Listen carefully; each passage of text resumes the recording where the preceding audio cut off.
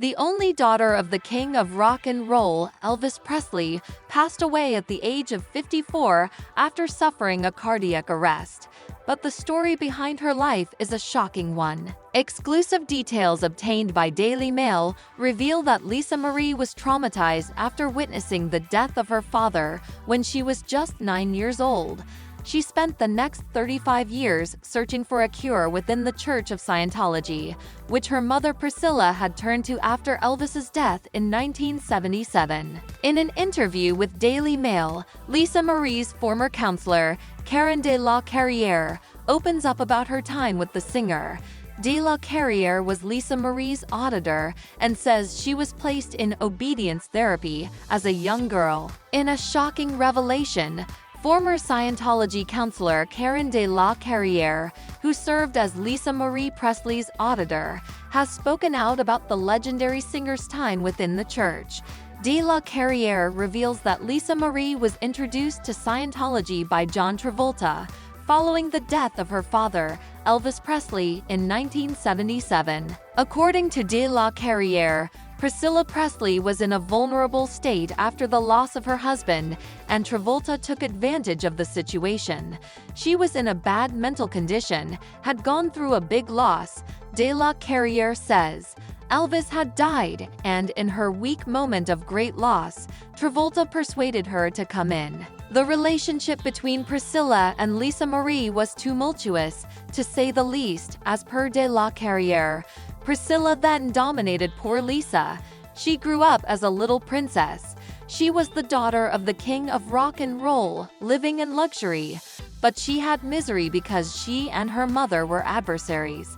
Whatever her mother wanted was the opposite of what Lisa wanted.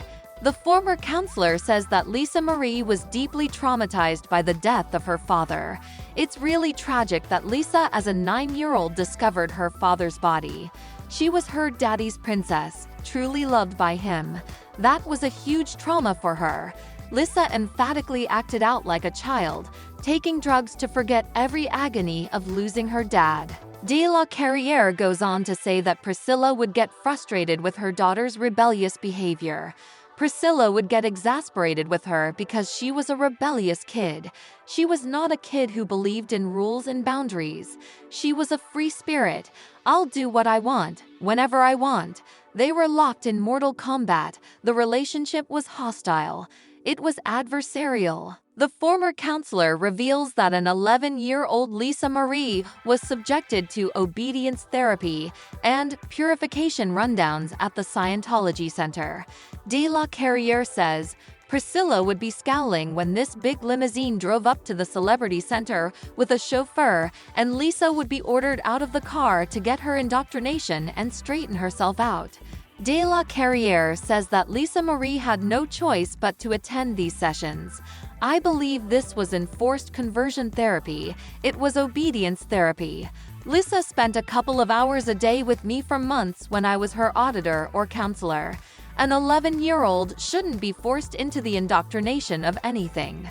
The former counselor expresses her regret over her involvement with Lisa Marie. Now I really regret it. I should have just refused and said, I'm not gonna do this to an 11-year-old girl who doesn't want any of this. This shocking revelation gives us a glimpse into the turbulent relationship between Lisa Marie Presley and her mother, and the singer's struggle with Scientology.